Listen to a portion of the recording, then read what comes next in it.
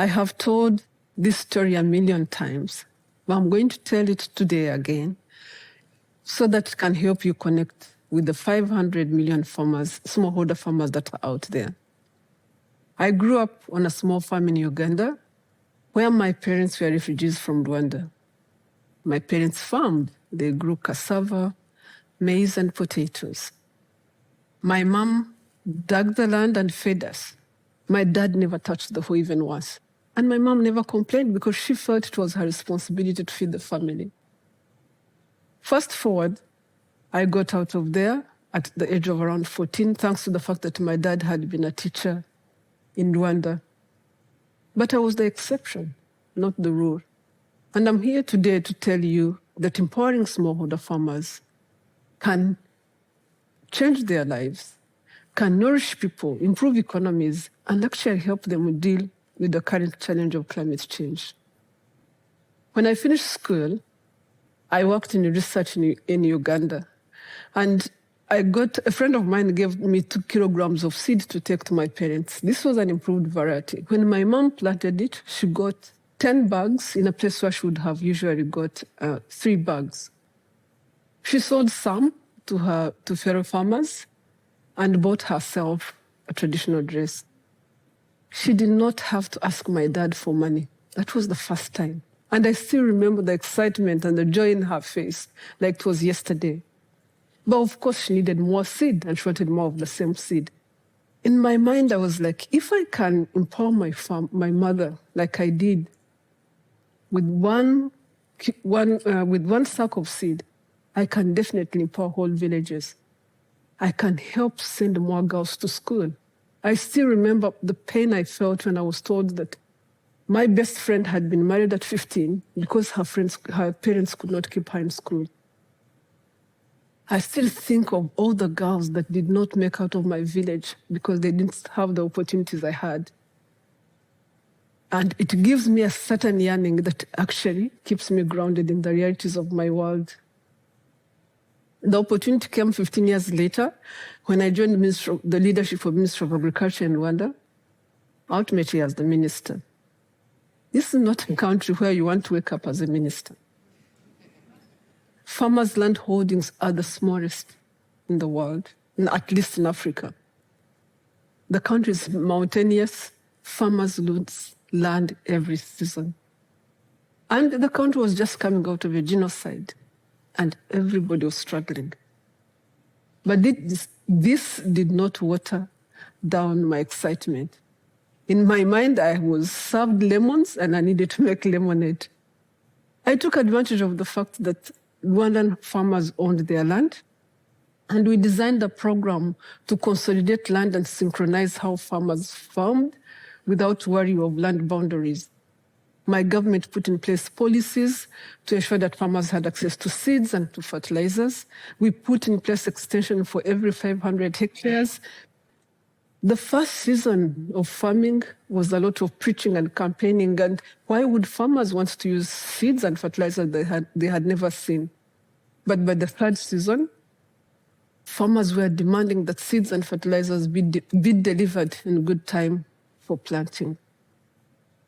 3 years in, we had a bumper harvest, and it was my worst nightmare because we had not prepared for markets. I had not thought about storage, and maize was everywhere.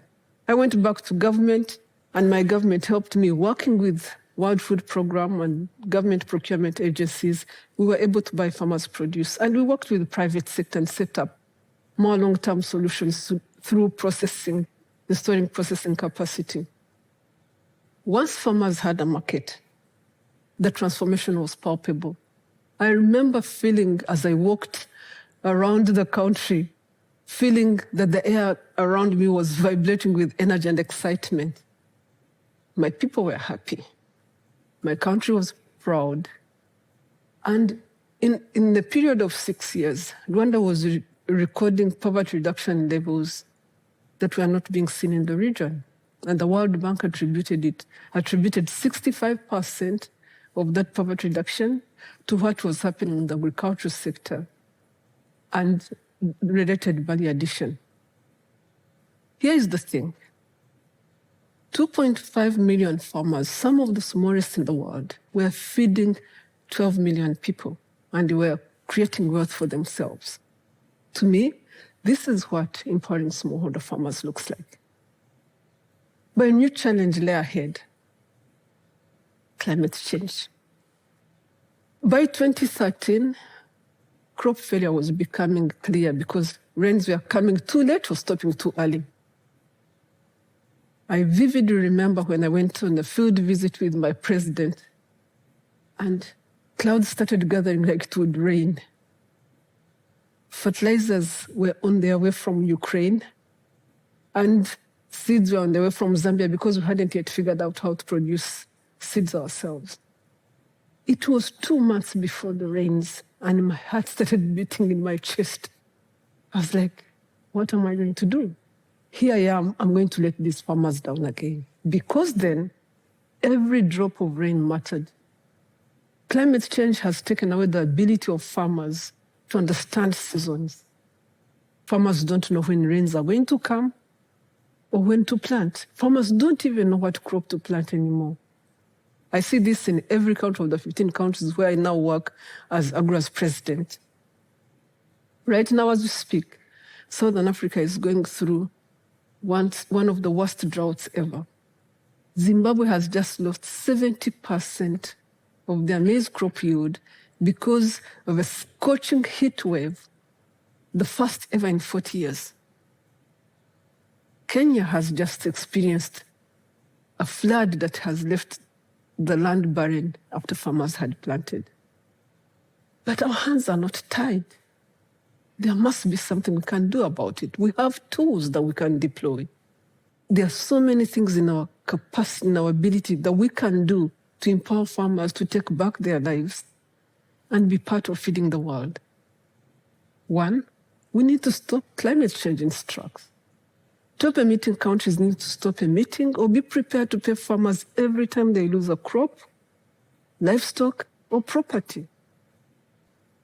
2 years ago, farmers in East Africa lost everything after 6 consecutive seasons of drought. Today, we should be able to pay those farmers using now the loss and damage fund that was launched last year at COP28. Reversing climate change is going to take some time. In the meantime, we need to ensure that farmers have access to improved varieties of seed that need less water, good fertilizers, extension services, soil health information, climate information, and crop insurance that can help them know when to plant early, or not to plant at all, and save that seed if rains are not going to happen. Most important, we need to ensure that farmers know that disasters are coming so that they can get out of the way. Third, we need to invest in post-harvest losses so that we save everything that comes from every season. Pittsburghs designed out of Purdue University and now commercialized in most of East Africa are actually ensuring food security because they are allowing farmers to store grain for longer periods. Lastly, we need to rethink markets and how farmers access trade, especially how African farmers engage in African food markets. You recently saw European farmers demonstrate because they were worried that they were losing their market share. African farmers lost their market share in the 80s and have never regained it. As a result, Africa produces what it does not consume and consumes what it does not produce. The African Free Continental Trade Area that has just been launched is an opportunity for us to start advancing intercontinental trade in Africa in ways that can work for African smallholder farmers. Everywhere you look in the world today, farmers are often poor. And I get it. We want food to be cheap and affordable. But we can't do this at the expense of smallholder farmers. They are businesses too, and we want them to be successful. We want them to be successful because in Africa and parts of Asia, 70% of the food we eat is grown by smallholder farmers. So I would like to flip this.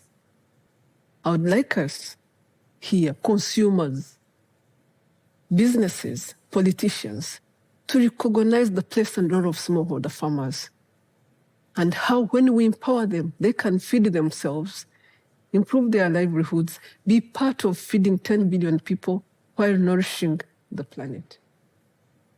See, we do not recognize that farmers are the best custodians we have of this planet. They till the land and understand it. They know it's what they are going to pass on to their children. They treasure it. Empowering smallholder farmers and ensuring that they are able to advance the lives of their children, give them a shot at education like my dad did, is what I work towards. And it's what keeps me awake every night. Thank you. 恳请点赞，订阅我们的频道，一起学习演讲中的实用英语。